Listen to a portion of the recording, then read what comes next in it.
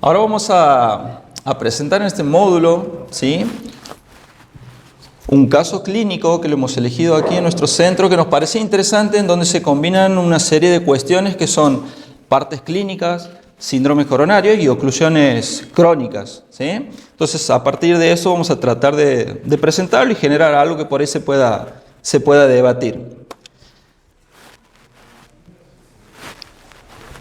A ver, ahí no. Vamos ahí.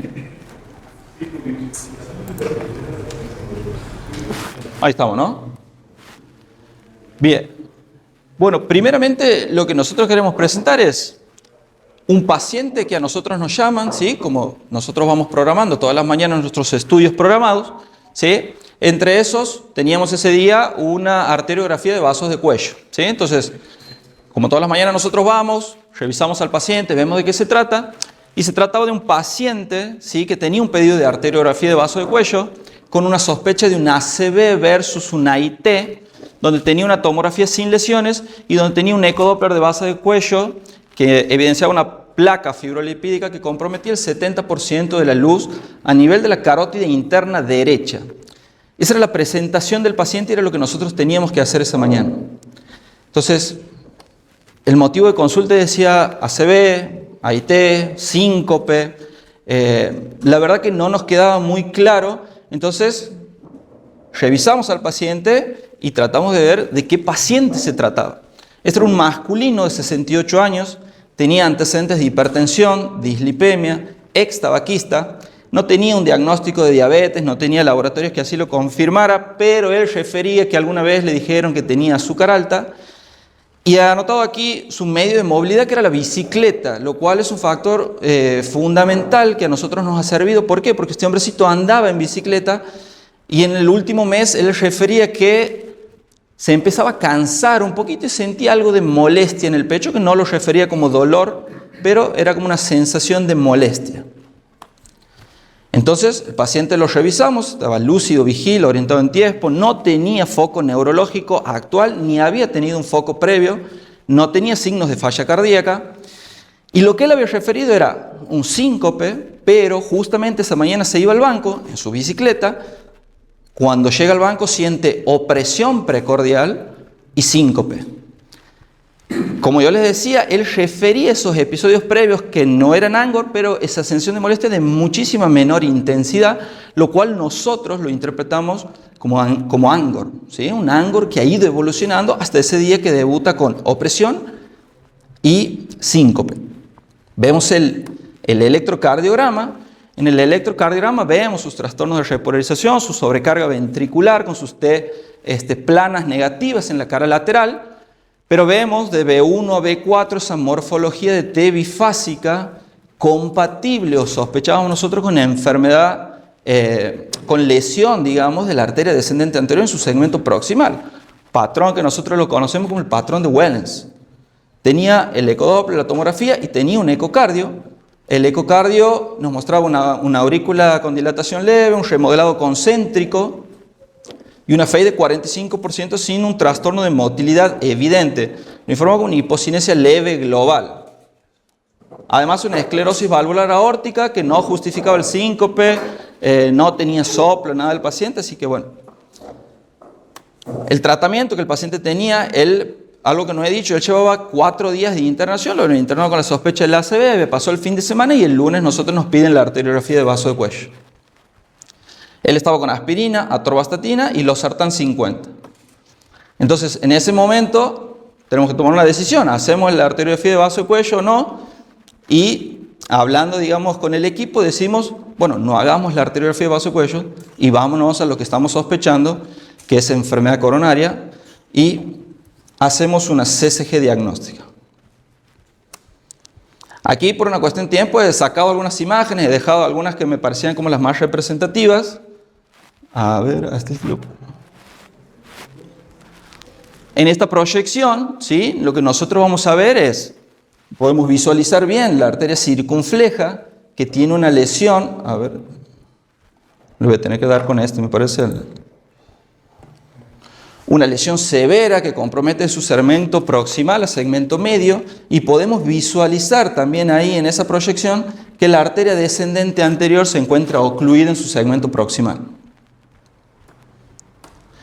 En una proyección para ver la coronaria derecha, en donde vamos a ver territorio, lo que podemos ver es cómo, a través de circulación heterocoronariana, brinda circulación a la descendente anterior, lo cual tiene una circulación colateral muy desarrollada. Es decir, el paciente tenía una oclusión crónica, se había presentado como un síndrome coronario en la primera consulta y ante ese paciente nos encontramos. Entonces, ¿qué hacemos? En ese momento tenemos que tomar una decisión. El cardiólogo, generalmente nosotros ahí llamamos a su cardiólogo de cabecera, debatimos sobre la conducta a seguir, pero en este caso el paciente no tenía un cardiólogo de cabecera. De hecho, después el cardiólogo terminó siendo yo de cabecera, así que tomamos la decisión de vamos a la descendente anterior, hacemos circunflejo, CRM como alguna posibilidad y decimos una planificación de este paciente, en donde vamos a hacer ATC-ACX en un primer momento, planeamos 2 stents con droga y en un segundo momento hacer la descendente anterior. Entonces en ese momento empezamos el tratamiento para circunfleja endovascular. En esta proyección, ahí vemos que ya tenemos una cuerda coronaria pasada, ¿sí?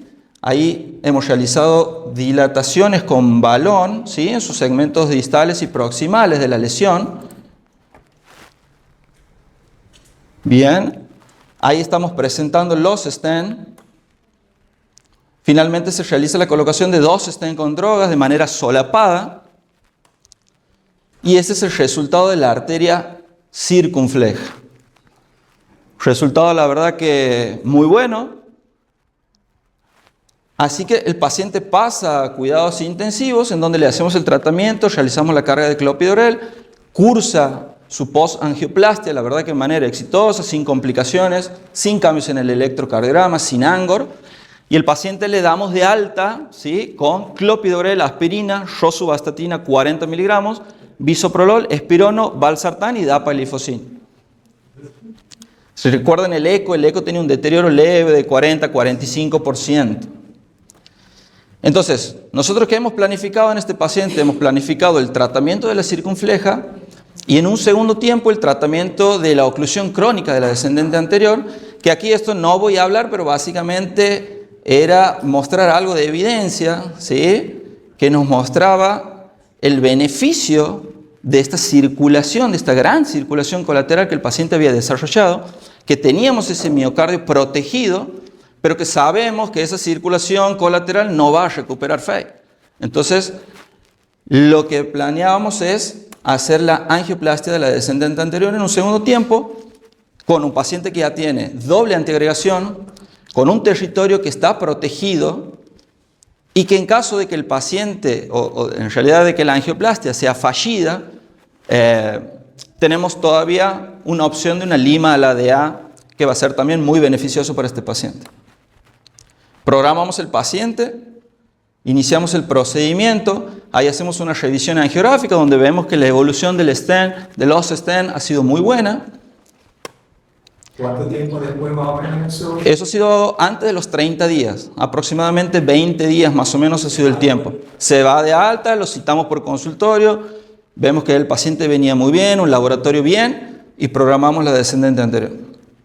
Aquí lo estamos viendo, es una cuerda, ¿sí? Ya montada sobre un microcatéter. ¿Previo a la tercera diaria? No, previo no. No le he hecho. Él tiene el eco de la internación, en donde veíamos que el miocardio estaba hipertrófico, no estaba adelgazado, no tenía trastorno de motilidad evidente. El electrocardiograma tenía buena progresión de R en toda la cara anterolateral. Entonces, nosotros sospechábamos no sospechábamos, este paciente tenía miocardio viable para meternos a la descendente anterior y eso iba a ser un factor bueno para recuperación de fe de este paciente. Entonces, aquí vemos la cuerda, ¿sí? Está montada sobre un micro, en donde lo que nosotros vemos aquí es, estamos con la cuerda, pero ¿sí? No tenemos lechos distales. Es decir, técnicamente nos dificulta saber hacia dónde vamos, cuáles son los lechos distales y esto aumenta el riesgo de perforación.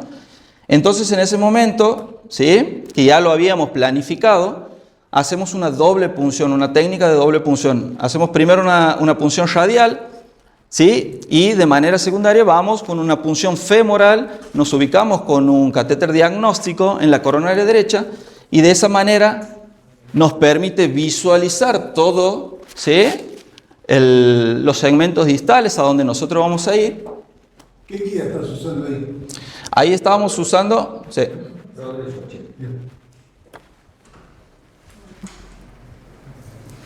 Aquí les pongo una imagen de cómo siempre esa tendencia de la cuerda a dirigirse hacia esos ramos próximos a la oclusión y finalmente podemos progresar la lesión hacia los lechos distales.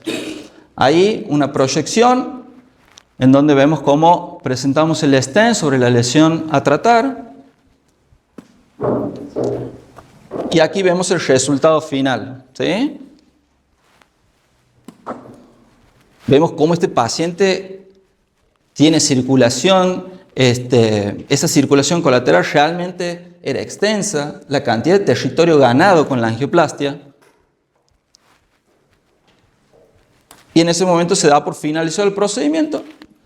Paciente actualmente está asintomático, con buena clase funcional. Esto ha sido en septiembre del año pasado. Está con tratamiento médico completo. En el ecocardiograma nuevo que le hacemos posterior a la revascularización completa, tiene recuperación de 55% de la fe con disfunción diastólica leve y la esclerosis no ha evolucionado, no hay trastornos de motilidad. Entonces, ¿por qué hemos tomado esta conducta? Priorizar la ATC-LADA como oclusión crónica con doble antiagregación. El territorio de la ADA se encontraba protegido. Realizar doble punción ha sido algo que nos ha favorecido muchísimo para el éxito de la angioplastia. Y sabíamos que en caso de fallar la ATC, todavía al paciente le podíamos brindar una segunda oportunidad con una lima LADA. Y obviamente, la parte clínica que todavía pesa, no olvidarnos de que el interrogatorio, el examen físico sigue siendo el pilar clave en la toma de decisiones. No era una ACV. Muchas gracias.